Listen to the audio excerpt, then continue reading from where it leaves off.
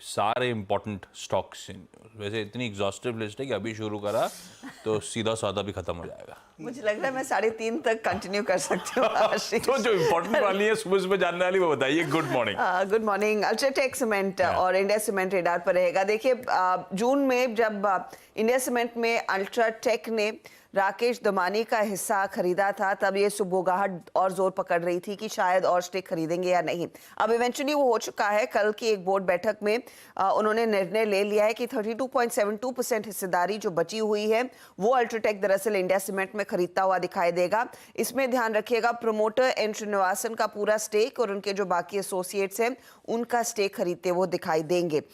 तो लगभग ये डील 3,954 करोड़ पर वैल्यूड है। 390 रुपए प्रति शेयर पर ये सौदा होता हुआ दिखाई देगा। एंड मोस्ट इंपॉर्टेंटली ये एक ओपन ऑफर ट्रिगर करने वाला है।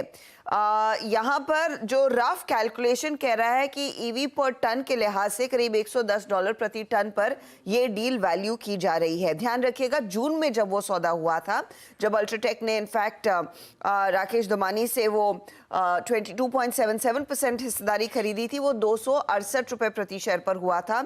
ये डील लार्जली एक प्रीमियम पर हो रही है और अगर आप पिछले क्लोजिंग प्राइस सर देखेंगे तो करीब 4% के प्रीमियम पर ये दरअसल ओपन ऑफर आता हुआ दिखाई देगा। ऑफ कोर्स यहाँ पर रेगुलेटरी अप्रूवल्स के बाद लगभग 6 महीने लग सकते हैं इस डील को पूरा होने में। तो आप सारे सीमेंट कंपनियां मोस्ट इंपॉर्टेंटली अल्ट्राटेक फेवर में रखेंगे और इंडिया सीमेंट में इसका क्या रिएक्शन आता है वो भी देखेंगे और बाकी ये जो साउथ की यूनिवर्स है वो भी रेडार पर रहेगी। तो ये आज सबसे बड़ी डेवलपमेंट है। इनफैक्ट क्योंकि हम आदित्य बिरला ग्रुप की बात कर रहे हैं तो एक और अपडेट इनकी तरफ से आया कि वो ज्वेलरी बिजनेस में बड़े तौर पर उतरने की तैयारी कर रहे हैं। इन्होंने अनाउंस किया है कि इंद्रिया नाम का एक ब्रांड दरअसल ये लॉन्च करेंगे। इसका इम्पैक्ट अब टाइटन, कल्याण ज्वेलर्स, सेनको, बाकी जो लिस्टेड कंपनियां हैं उस पर्सपेक्टिव में देखेंगे। कंपनी ने कहा है कि करीब 5,000 करोड़ अगले कुछ सालों में ये इन्वेस्ट करते हुए दिखाई देंगे और एक बहुत बड़ा format and top few players में ये अपनी गिनती करना चाहते हैं। उस लिहाज से पोजीशनिंग वो अपनी करते हुए दिखाई देंगे। तो इसका एक ओवरहैंग देखने को मिल सकता है बाकी लिस्टेड पेयर्स के सामने। अब आते हैं नंबर्स पर। तो नंबर्स के लिहाज से एक बड़ा वीकेंड था। आईसीआईसीआई बैंक के नतीजे आ चुके हैं। मुनाफा एक बीट है, 14.5% का इजाफा, 11,000 करोड़ के ऊपर का मुनाफा कंपनी ने डिलीवर किया, जहां पर 10,500 करोड़ के आसपास का अनुमान था। ब्याज से आय 7% बढ़कर आई है। ये इनफैक्ट हल्का सा मिस है लेकिन आप इनलाइन कह सकते हैं क्योंकि 19,579 करोड़ का अनुमान था, 19,553 करोड़ की डिलीवरी हुई है। मार्जिन्स जो हैं वो 4.36% के आसपास दिखाई दे रहे हैं वर्सेस 4.4%। एसेट क्वालिटी में थोड़ा सा सुधार है ग्रॉस एनपीए और नेट एनपीए लेवल पर। स्लिपेजेस थोड़े से बढ़ते हुए दिखाई दिए, करीब 15% का इजाफा और लार्जली किसान क्रेडिट कार्ड का प्रेशर देखने को मिल रहा है जो कंपनी ने डिटेल्स शेयर किए हैं अपनी कॉन कॉल में। डिपॉजिट्स में वृद्धि है 15% ईयर ऑन ईयर, लेकिन क्वार्टर ऑन क्वार्टर एकदम फ्लैट है। साथ ही साथ एडवांसेस भी ईयर ऑन ईयर 15% बढ़े हैं, क्वार्टर ऑन क्वार्टर करीब 3.2% बढ़ते हुए दिखाई दे रहे हैं। कंपनी कह रही है कि रिटेल लोन पोर्टफोलियो 17% बढ़ा है क्वार्टर ऑन क्वार्टर। तो ये हाइलाइट्स है। आईसीआईसीआई बैंक इंपॉर्टेंट रहेगा। इंडसइंड बैंक के भी नतीजे आए। नेट प्रॉफिट 2% बढ़ा है 2171 करोड़ पर, उम्मीद से कम है आंकड़ा। ब्याज से आय 11% बढ़कर आई है 5,408 करोड़, ये भी उम्मीद से कम है। ग्रॉस एनपीए 2% पर आया है। एसेट क्वालिटी में थोड़ी सी स्थिति बिगड़ रही है, वो चिंताजनक है। आई थिंक पहली दफा कंपनी का जीएनपीए हिस्ट्री में इतना बढ़ता हुआ दिखाई दिया है। मार्जिन्स आप देखिएगा 4.25% वर्सेस 4.26%, उसी रेंज में है लेकिन थोड़ा सा प्रेशर बना है।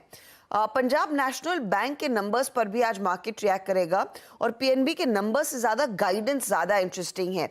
तो नंबर्स में प्रॉफिटेबिलिटी 1.5 गुना बढ़कर आई है 3,251 करोड़ पर। ब्याज से आय में 10% का इजाफा।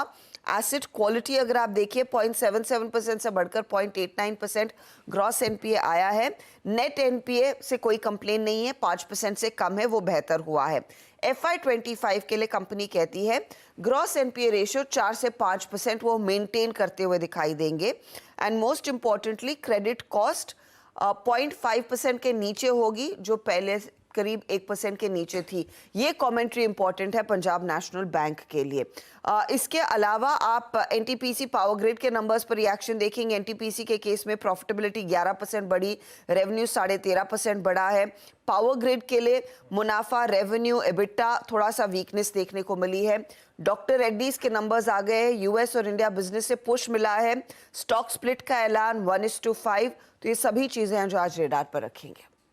बहुत सारी हैं, बहुत डिटेल में 8:30 बजे जब हर्षिता जुड़ेंगी तो इन रिजल्ट्स को एनालाइज भी करेंगे अपने पैनल के साथ। एक काम करा जाए, क्विकली एक छोटा सा ब्रेक के उस पर आज का इवेंट्स कैलेंडर और कमोडिटी स्ट्रैटेजी।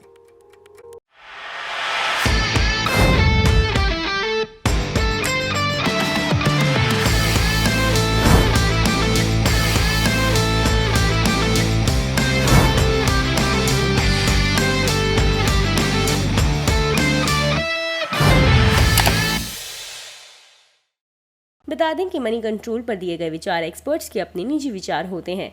वेबसाइट या मैनेजमेंट इसके लिए उत्तरदायी नहीं है। यूजर्स को मनी कंट्रोल की सलाह है कि कोई भी निवेश निर्णय लेने से पहले सर्टिफाइड एक्सपर्ट की सलाह लें।